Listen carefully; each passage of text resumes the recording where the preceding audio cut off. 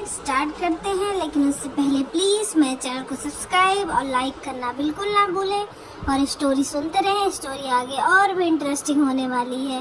तो चलिए स्टार्ट करते हैं। चैप्टर 32। रेहान हर्षित की तरफ देखते हुए बोलता है, तुम इतने दिनों से कॉलेज क्यों नहीं आ रहे थे? उसकी बात पर हर्षित बोलता है, मेरी तबीयत खराब थी, बस इसीलिए। रेहान उसके करीब जाते हुए बोलता है, अच्छा अब ठीक है? उसकी बात सुनकर हर्षित अपना सर हिलाते हुए वहाँ से जाने लगता है। तभी रेहान उसके हाथ को पकड़ते हुए बोलता है, कहाँ जा रहे हो? मुझे तुमसे कुछ कहना है। हर्षित एक झटके से उससे अपने हाथ को छुड़वाने के बाद बोलता है, हाँ बोलो, क्या कहना है तुम्हें? रेहान एक झटके से हर्षित को कमर से पकड़कर अपनी तरफ खींचते हुए वह कहता है, I love you for 2 years. Do you want to be in a relationship with me? उसकी बात सुनकर हर्षित के जहन में सिर्फ विद्युत का ख्याल आता है। भूलकर भी किसी के करीब मत जाना। जिसे याद करते हुए हर्षित जल्दी से उसे खुद से दूर करते हुए बोलता है, but I don't love you, you are just my friend. तुम मुझसे प्यार करो या ना करो, पर मैं तुमसे करता हूँ, so please give me 1 chance. हर्षित इतना बोलते हुए वो उसके चेहरे के नज़दीक आ जाता है। वही उसकी इस हरकत से हर्षित के चेहरे पर ठंडा पसीना आ जाता है। वो यही सोच रहा था, अगर इस बारे में विद्युत को पता चला तो वो उसके साथ क्या करेगा। हर्षित जल्दी से वहाँ से जाते हुए बोलता है, मुझे माफ़ करना, पर ऐसा नहीं हो सकता. रेहान जाते हुए हर्षित को देखते हुए अपने मन में बोलता है, तुम्हें जितना भागना है भाग लो, पर आना तुम्हें मेरे पास ही पड़ेगा, क्योंकि मैं तुम्हें किसी और का होने नहीं दूंगा. इतना कहते हुए वो भी उस रूम से बाहर निकल जाता है. वहीं दूसरी तरफ एक शख्स अपनी हवेली के लिविंग एरिया में न्यूज़पेपर पढ़ते हुए आराम से चाय की सिप ले रहा था.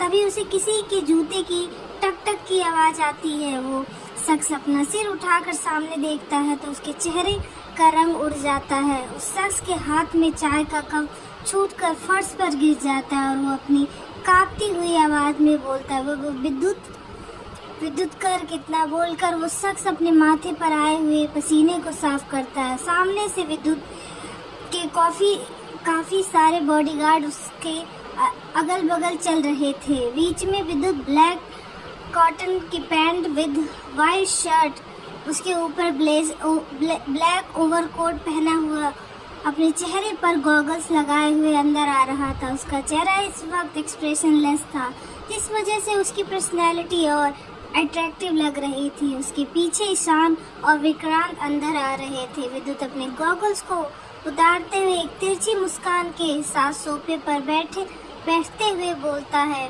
हेलो आदर्श राजवंश, कैसे हो तुम? इतना बोलकर विद्युत सामने इशारा करता है.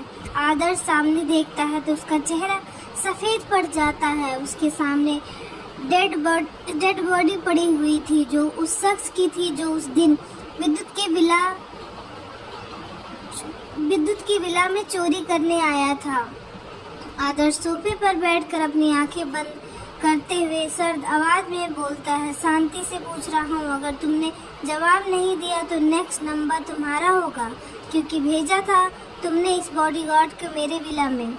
आदर्श अपने मुंह में आया हुआ सलाइवा निगलते हुए बोलता है, जिसकी वजह से तुमने मेरे भाई को मार दिया, उसे भी मर जाना. इसके आगे उसके इतना बोलते ही आदर्श की एक दर्दनाक चीख हवेली में गूंज उठती है. विद्युत अपने सूज से खंजर निकालकर आदर्श के हाथ को पकड़कर टेबल पर रखकर उस खंजर को उसके हाथ के आर पार कर दिया था. इससे आगे के सब तुम्हारे मुंह से निकलने नहीं चाहिए. फिर विद्युत अपनी सर्द आवाज़ में बोलता है, अगर तुम मुझे चोट पहुंचाने की कोशिश करते तब भी मैं बर्दाश्त कर लेता, पर तुमने उसे दर्द देने की कोशिश की है जिसका दर्द मुझे बर्दाश्त नहीं होता. इतना बोलते हुए विद्युत उसके सिर को पकड़कर वहीं पर रखी हुई टेबल पर मार देता है. मारने की वजह से आदर्श के माथे से बुरी तरीके से खून फर्श पर टपकने लगता है. विद्युत अपनी गर्दन को टेढ़ी करते हुए अपनी ठंडी आवाज़ में बोलता है, विक्रांत. विद्युत के इतना बोलते ही विक्रांत अपनी गन निकालते हुए आदर्श के बॉडीगार्ड पर तेजी से फायरिंग करने लगता है. विद्युत अपनी तिरछी नजरों से विक्रांत को देखता है, जिसने लिविंग एरिया को लिविंग एरिया ना रहकर लाशों का अड्डा बना दिया था। लिविंग एरिया में काफी सारे बॉडीगार्ड की लाश पड़ी हुई थी। आदर्श मुंह के बल फर्श पर गिरा हुआ ये सब देख रहा था। आदर्श अपना सिर उठाकर सामने देखता है, जहां पर एक गन पड़ी हुई थी। वो हिम्मत करके जैसे ही गन को अपने हाथ में उठा कर विक्रांत की तरफ गोली चलाता, उससे पहले ही विद्युत अपने जूते को उसके हाथ पर रखकर मसलते हुए बोलता है, सोचना भी मत, अगर वार करना है तो आगे से करो, कारों की तरह पीछे से नहीं। विद्युत कर्क ना कभी किसी के पीठ के पीछे वार करता है और ना ही कभी किसी का पीठ पीछे वार बर्दाश्त करता है। विद्युत उस गन को उठाकर उसी गन से 2 गोली आदर्श के पैर पर चला देता है, जिससे आदर्श की बची हुई जान भी निकल जाती है। तभी उसका फोन रिंग करता है। फ्लैश हो रहे नाम को देखकर विद्युत कॉल अटेंड करते हुए बोलता, हम बोलो। उसकी बात सुनकर उधर वाला शख्स कुछ बोलता है, जिससे विद्युत का चेहरा काला पड़ जाता है। वो बेहद खतरनाक आवाज में बोलता है, उसे अभी के अभी बिला ले आओ। इतना बोलते हुए वो गुस्से में एक झटके से आदर्श के हाथों को बेरहमी से मोड़ देता है। विद्युत उसके गले को मजबूती से दबाते हुए बोलता है, एक गलती तुम्हारे भाई ने की और एक गलती तुमने। इतना कहते हुए गुस्से में विद्युत की पकड़ उसकी गर्दन पर कसती जा रही थी। विद्युत उसके सामने पंजों के बल बैठते हुए बोलता है, चलो तुम्हें भी तुम्हारे भाई के पास भेज दिया जाए। उसकी बात पर आदर्श अपनी आधी खुली हुई आंखों से उसकी तरफ देखते हुए दर्द भरी आवाज में बोलता है, विद्युत कर्क जो एशिया का टॉप बिजनेसमैन है, अंडरवर्ल्ड का बेताज बादशाह, पर तुम दुनिया के सामने वो हो वही दूसरी तरफ वीए जिसने दुनिया से छुपाकर अपनी एक अलग पहचान बनाई है। वैसे मुझे एक बात समझ नहीं आई, उस इनोसेंट से लड़के में ऐसा क्या है जो विद्युत कर के साथ वीए भी उसके पीछे पागल है। विद्युत उसके सीने पर लात मारते हुए सर्द आवाज में बोलता है, कोई सोच भी नहीं सकता मैं उसे किस हद तक चाहता हूँ। इतना बोलकर विद्युत अपनी सर्द नजरों से उसे देखते हुए अपने खंजर को उसके पेट में घुसा देता है। आदर्श वहीं पर अपना दम तोड़ देता है। विद्युत अपने हाथ में लगे हुए खून को टिश्यू पेपर से साफ करते हुए बाहर की तरफ जाते हुए बोलता है, let's go out for here. पर बॉस वीए के बारे में हमें तो पता नहीं चला वो कौन है। वो विक्रांत विद्युत के पीछे चलते हुए बोलता है। विक्रांत के ही पूछने पर वीए कौन है उसके बारे में तो पता ही नहीं चला। विद्युत अपनी आंखों में गॉगल्स लगाते हुए बाहर जाते हुए बोलता है, शतरंज के खेल में जीत हमेशा राजा की होती है और मेरे पास तो ऑलरेडी मेरी जीत है, जिससे मुझे कोई नहीं छीन सकता। फिर एक तिरछी मुस्कान के साथ बोलता है, उसे क्या लगा मैं उसके बारे में पता नहीं लगा पाऊंगा।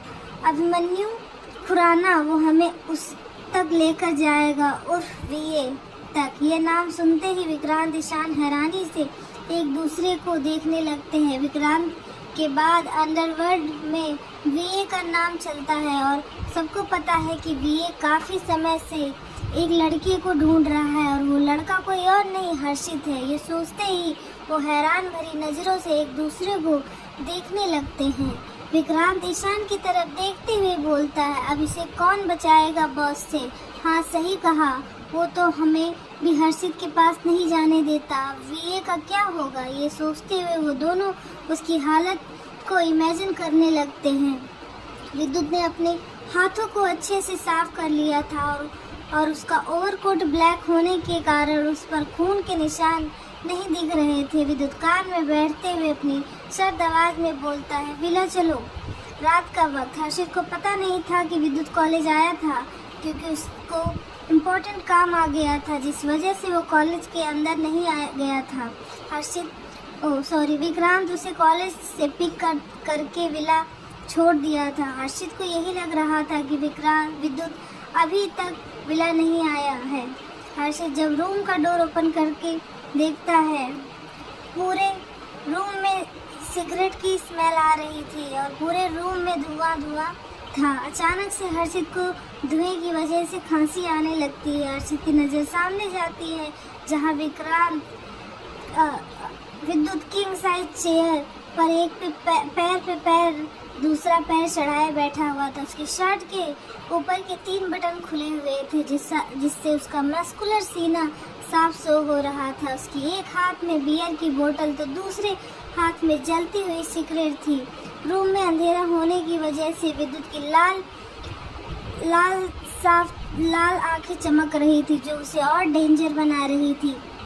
हर्षित अपने हाथों से धुएं को साफ करते हुए बोलता, आप क्या कर रहे हैं? प्लीज स्मोकिंग करना बंद कर दीजिए, मुझे सांस लेने में प्रॉब्लम हो रही है।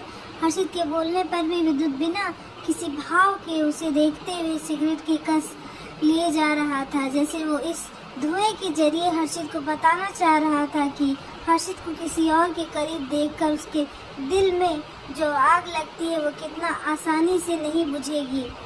वहीं खांसते खांसते हर्षित की आंखों में आंसू आ जाते हैं। हर्षित रूम का डोर ओपन करने की कोशिश करता है बट उससे पहले ही विद्युत ने रूम का डोर लॉक कर दिया था। रूम के साथ सभी डोर बंद होने की वजह से वहां पर धुआं बढ़ता जा रहा था।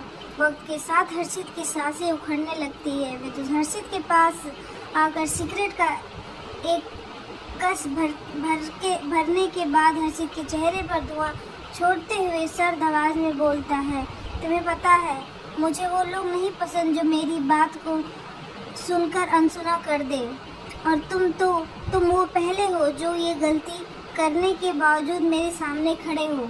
मैंने तुम्हें मना किया था ना, तुम किसी के भी करीब नहीं जाओगी। विद्युत की बात सुनकर हर्षित का चेहरा पीला पड़ जाता है। हर्षित के चेहरे को देखकर विद्युत तिरछी मुस्कान के साथ बोलता है, क्यों ना मैं उसे बेदर्द मौत दे दूं। विद्युत की बात सुनकर हर्षित की आंखों में नमी तैर जाती है और रूंधी आवाज में बोलता, आप ऐसा नहीं कर सकते।